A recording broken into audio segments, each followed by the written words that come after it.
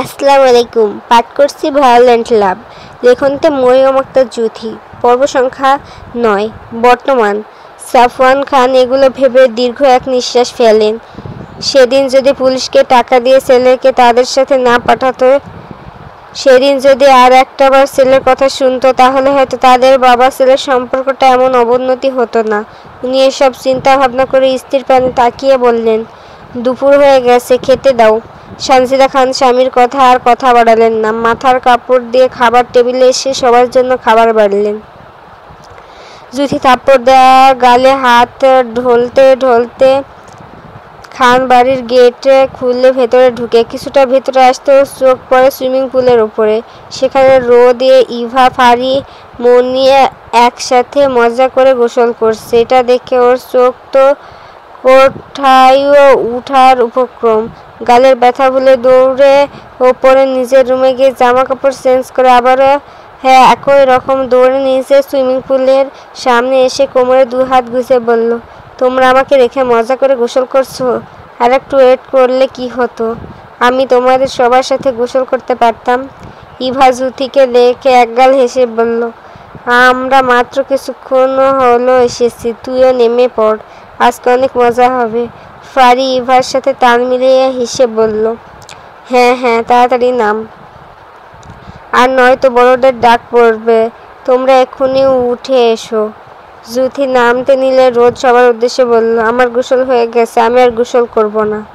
তোদের গোসল করার থাকলে তোরা কর, আমি গেলাম।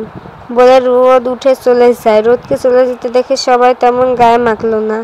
যে যার মতো জুথিকে নামাতে বলে আরও হইচই শুরু করলো। একসময় অনেকক্ষণ অতিবাহিত হয়।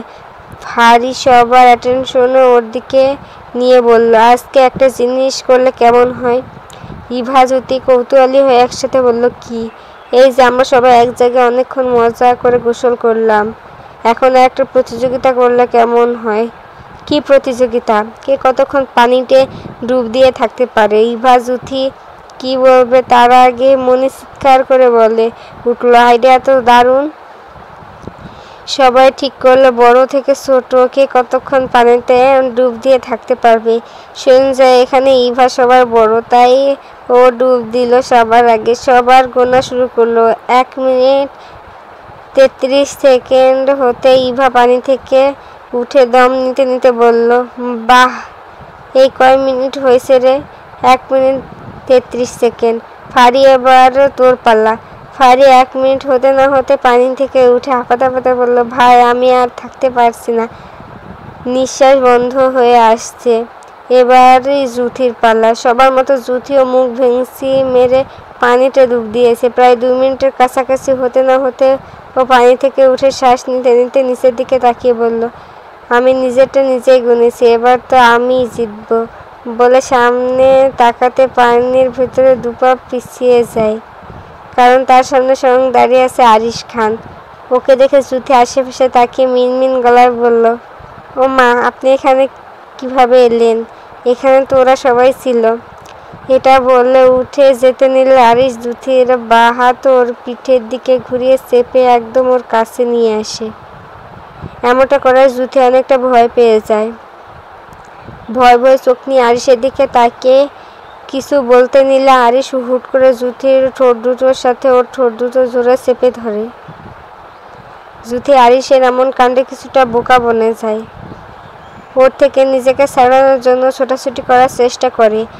আরিশের বুকে শব্দ করে থাপড়া থাপড়ি করা শুরু করে দিল, কিন্তু আরিশ ওকে ছাড়েনি, বরং জুথির হাত ওভাবেই চেপে রেখেছে জুথির চুলের মুঠির পেছন থেকে শক্ত করে ধরে রাখে, যাতে নড়াচড়া না করতে পারে।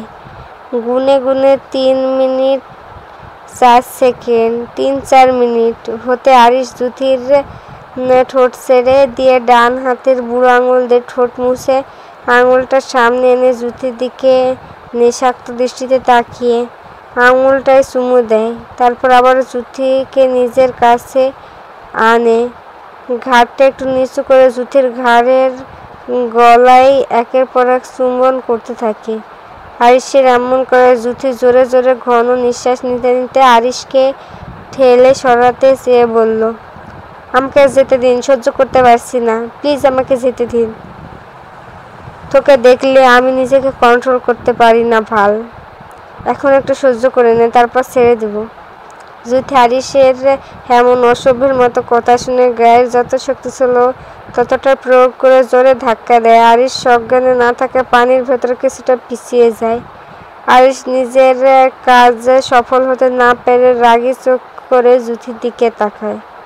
ওর দিকে তেড়ে যেতে নিলে ওর চোখ পড়ে সামনের দিকে। সাথে সাথে ও এক হাত দিয়ে যুথির মাথাটা পানির নিচে চেপে ধরে, অন্য হাত দিয়ে মাথার চুল ঝরার ভান করে অন্যদিকে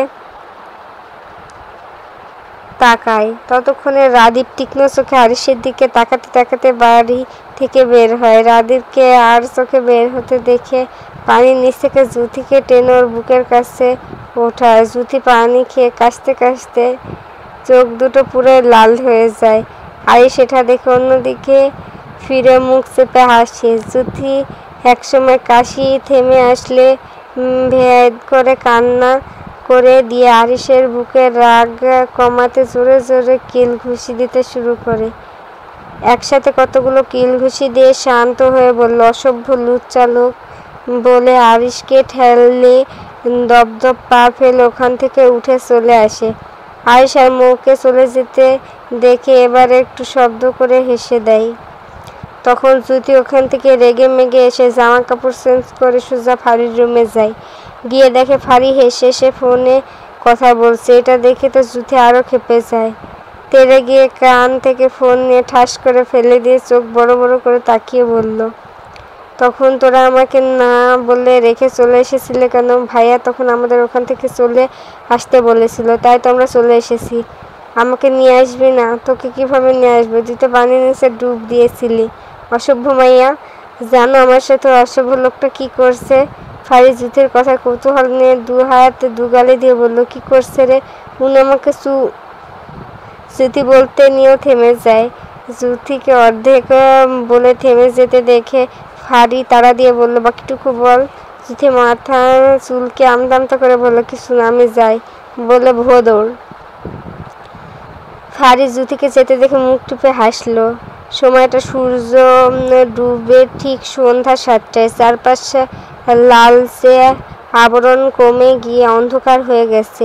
ফারি যুথি এতক্ষণ ছাদে বসে আড্ডা দিয়ে সন্ধ্যার সাথে সাথে যে যার রুমে চলে যায়। রুমে যেতে রাদীপের ডাকে ওরা দুজনে নিচে আসে। যুথিকে আসতে দেখে রাদীপ মুচকে হেসে বলল, তোর তো কালকে পরীক্ষা নেই তাই না? যেহেতু তোর কালকে পরীক্ষা নেই, আমরা সবাই বাইরে ঘুরতে গেলে কেমন হবে? রাদীপের কথায় রোদ, ফারি, ইভা, মনি সবাই রাজি হয়ে যায়। যুথিও বাইরে ঘুরতে যাওয়ার কথা শুনে কোনো কিছু না ভেবে হ্যাঁ বলে দিল। ব্যাস, সবার উত্তরে হ্যাঁ হওয়াতে রাদীপ তো ভীষণ খুশি। তাই সবাই রাতে প্রকৃতি দেখতে বের হবে ঠিক করলো। যেই ভাবা সেই কাজ।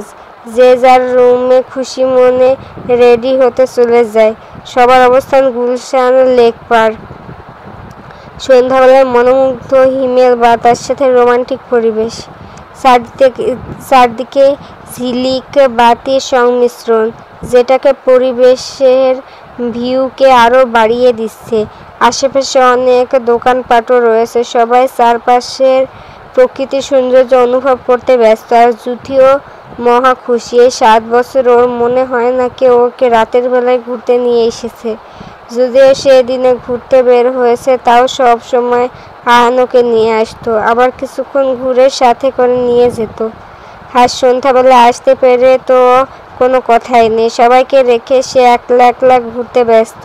প্রায় আধা ঘন্টা খানেক সময় যেতে কোথা থেকে আরিশ স্পিডে বাইক নিয়ে এসে যুথির সামনে দাঁড়াতে যুথি দুপা পিছিয়ে যায়। আরিশের রাগী চোখ দুটো দেখে জামার দু সাইড শক্ত করে মুঠ করে ধরে। তখন ওর কানে গম্ভীর স্বর ভেসে আসে কিছু বাক্য, এক্ষুনি বাইকে ওঠ। ধন্যবাদ সকলকে। ভুল ত্রুটি ক্ষমা দৃষ্টিতে দেখবেন। আর গল্পটি কেমন লাগলো কমেন্ট করে জানাবেন। ধন্যবাদ।